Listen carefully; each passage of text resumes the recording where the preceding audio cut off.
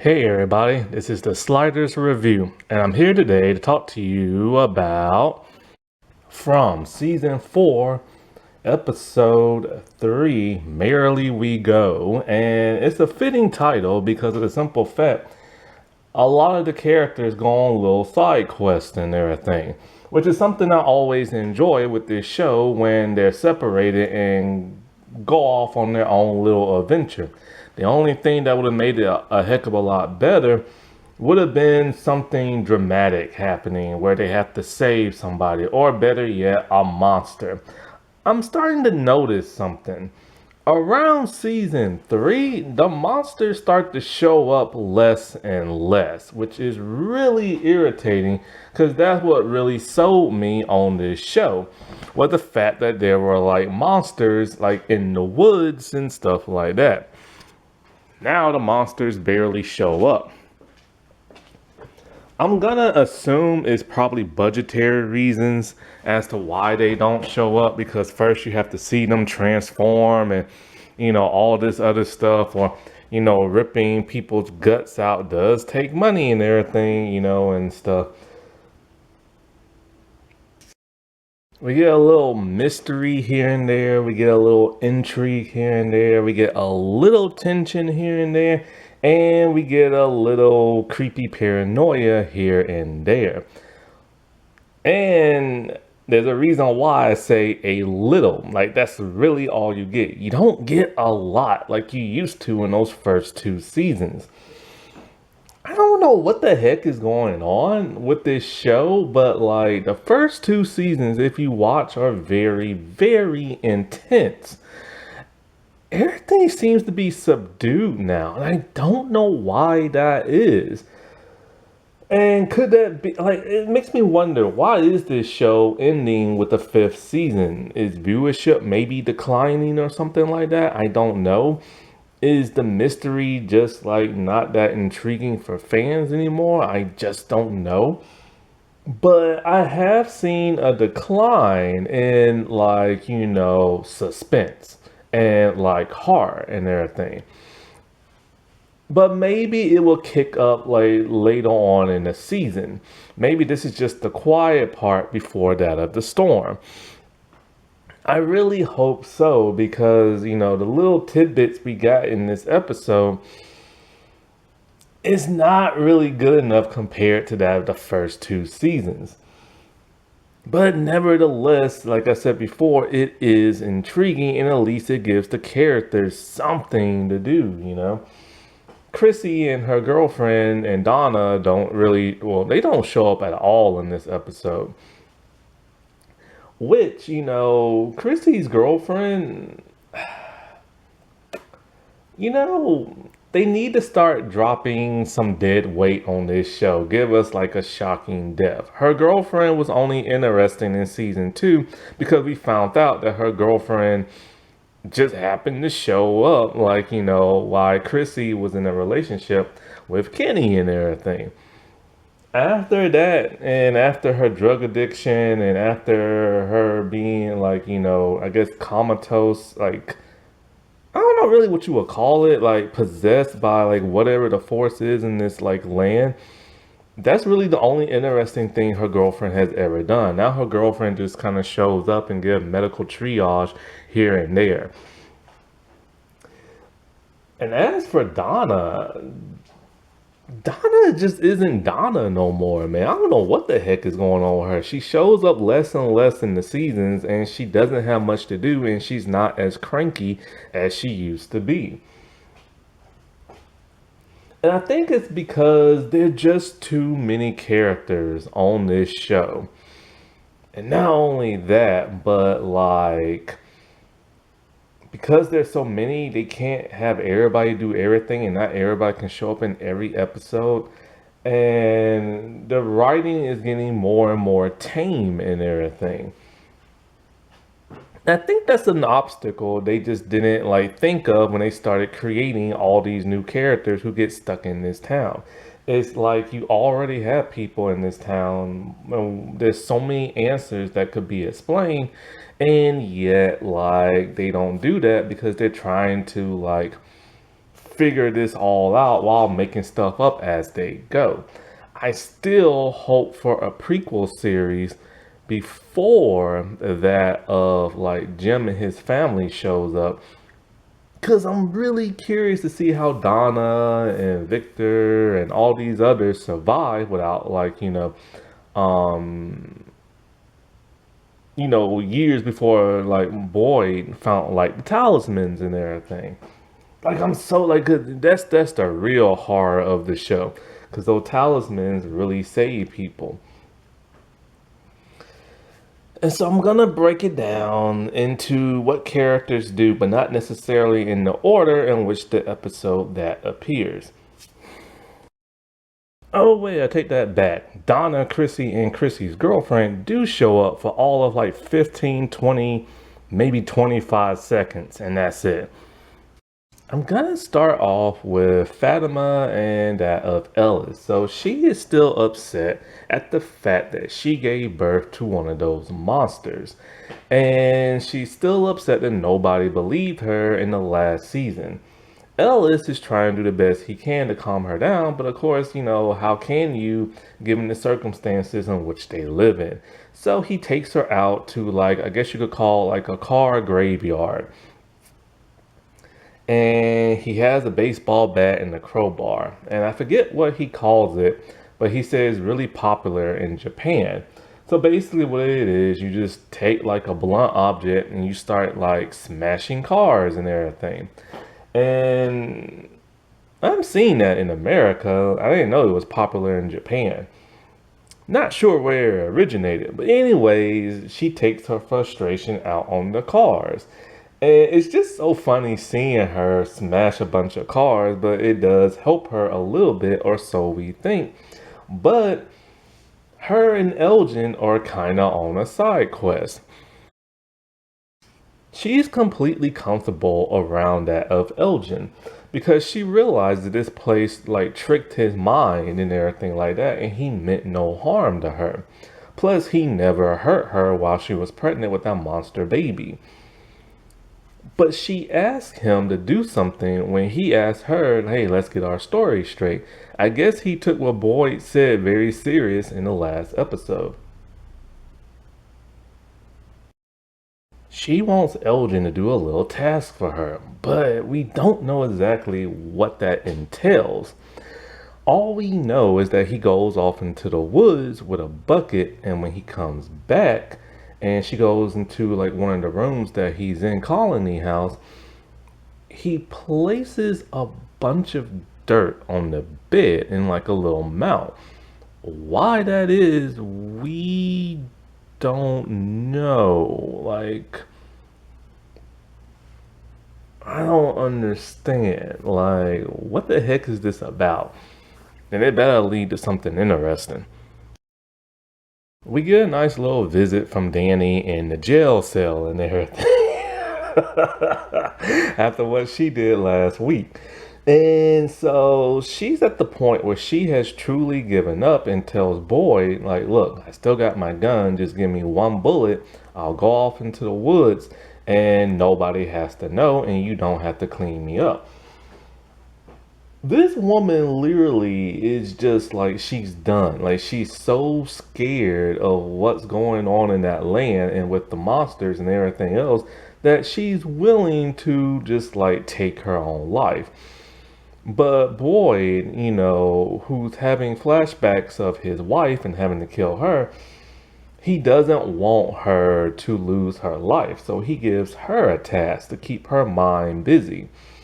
Since she's a cop, he wants her to go through all of everybody's belongings and see if she can find some type of correlation on a way of like either getting them out or why they're all here and everything. And because there are two sets of belongings, that in the diner and here. Like the stuff in the diner is mostly just like clothes and accessories like glasses and watches, but everything else ends up there. She doesn't want to do it and she knows what he's doing, but she goes along with it anyways. What exactly is she gonna find? Heck if I know, but the writers had to give her something to do. Sophia, the man in the yellow jacket, is stirring up chaos around. So after, right before the funeral, he rips out a tooth of like the pastor guy. Why exactly a tooth, we don't know. But she's agitating Julie and everything. After talking to Kenny, she starts to ask, "Oh, like once the like Jim's family came along, all this weird stuff started happening." So she literally confronts Julie and tells her, "Oh, all this bad stuff started happening once your family showed up," which causes Julie just to be pissed and everything. The man in the yellow jacket, I swear, is just sinister and stuff. And but for whatever reason, he wants to live with Sarah, which Kenny doesn't want Sophia to like live with, like Sarah, because Kenny still don't like her. But why exactly is the man in the yellow jacket so fascinated with Sarah? Don't know. Now, of course, Sarah used to hear the voices in her head, and the messages would appear on her forearm in the form of like a scar. So it makes you wonder, like, is the man in the yellow jacket gonna cause more chaos with Sarah to cause more people to dislike her? Or is the man in the yellow jacket could be pissed at her for whatever reason? Boy goes to his wife gravesite where he's talking to her like he normally does. But then all of a sudden you see a hand come out of like the grave and grabs him and tries to pull him underground. Only for him to do his typical boy type thing of like escape, look around, be like, what the heck? So after Jim and the pastor's funeral, where the crows just start like showing up and freaking people out, and after Julie got pissed off at Sophia, she decides she's going on her own little mission.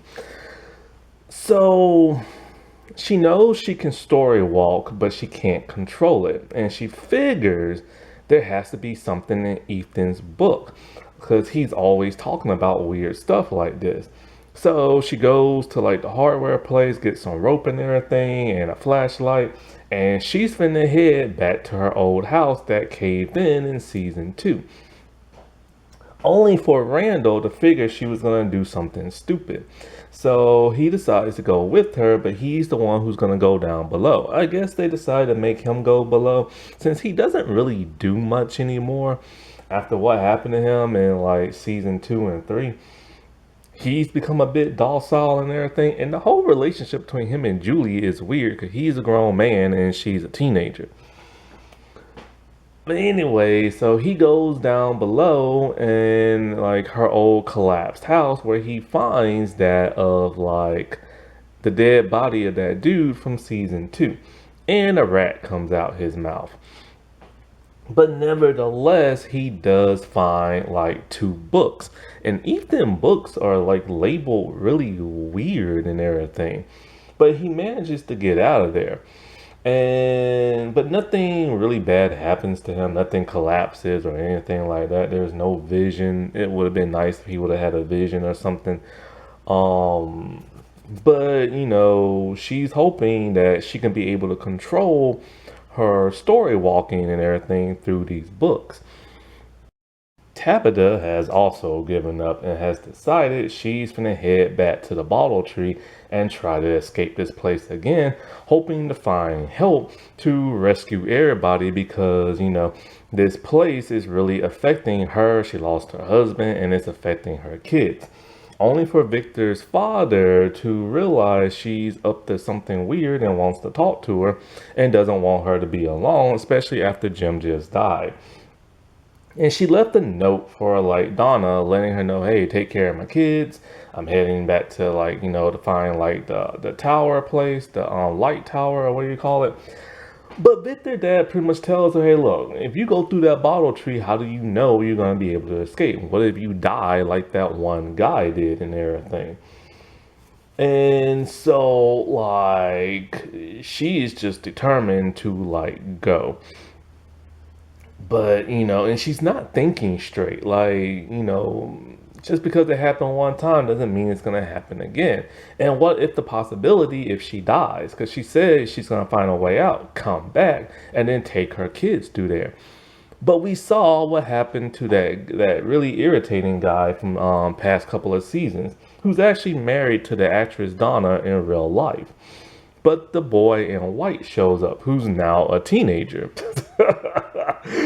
Seriously, like, just cast another actor. That deep voice and how tall and big he is, it just doesn't make no sense. But who exactly is he? Like, is he the opposite of the man in yellow? Is the man in yellow the representation of like the devil, and then kind of like he's the representation of kind of like God or something like that, you know? Like, it makes you wonder and stuff. But he tells her, hey, look, you can't go back that way. It just won't work again, and this and that.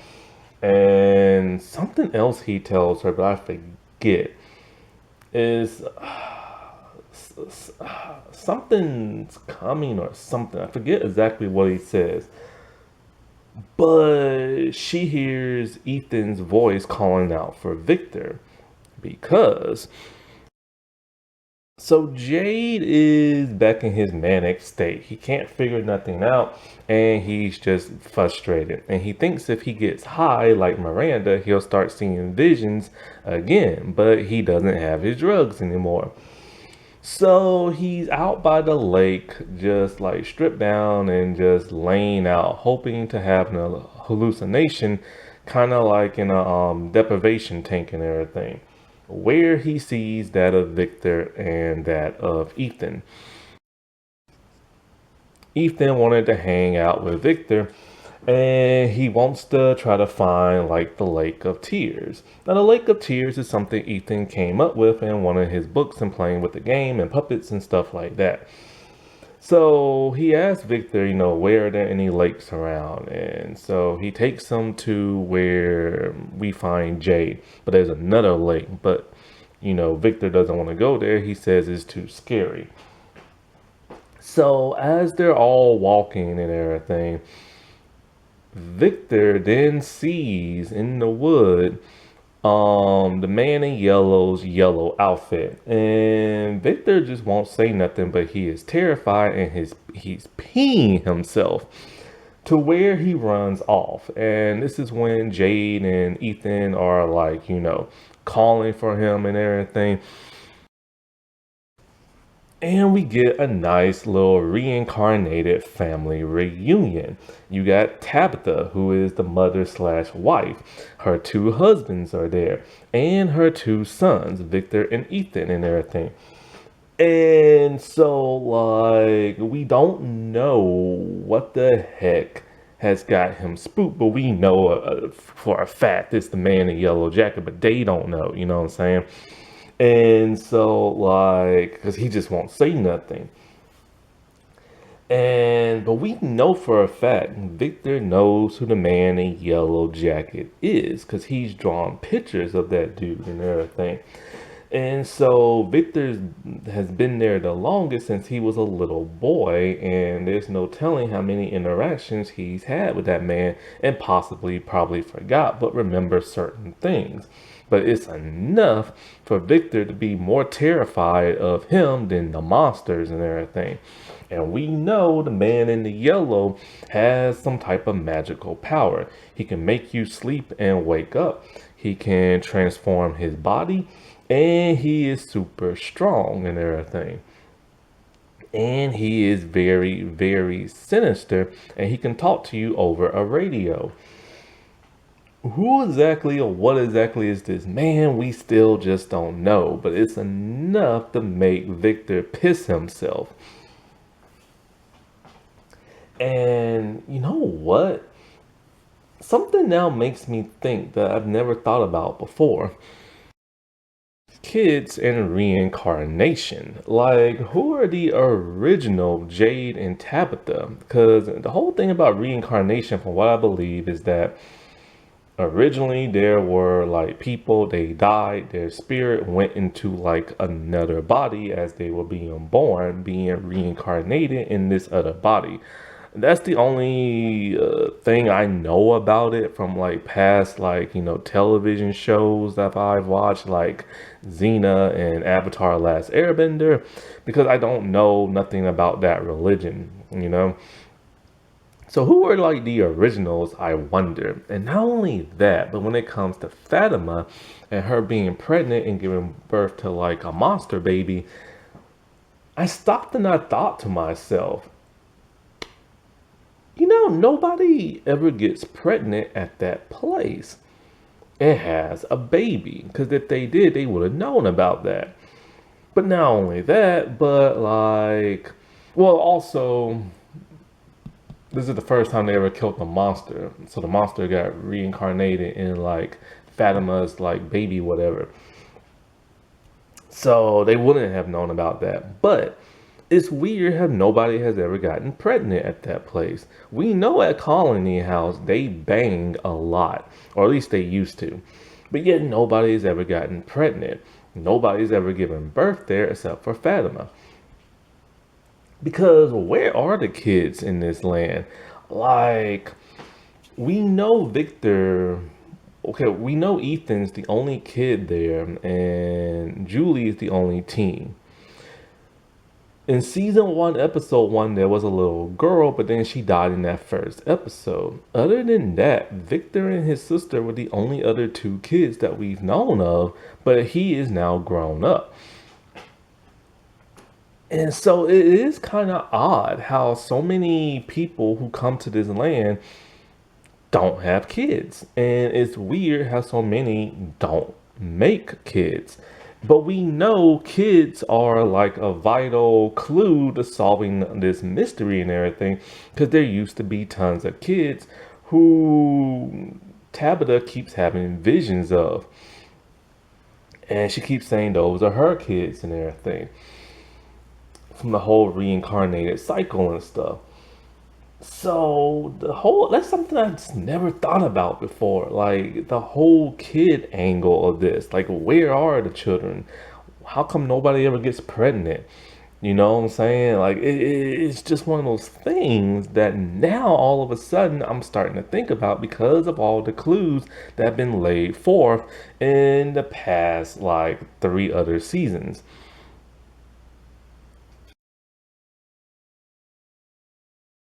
Alrighty, well I'll talk to y'all later. Bye.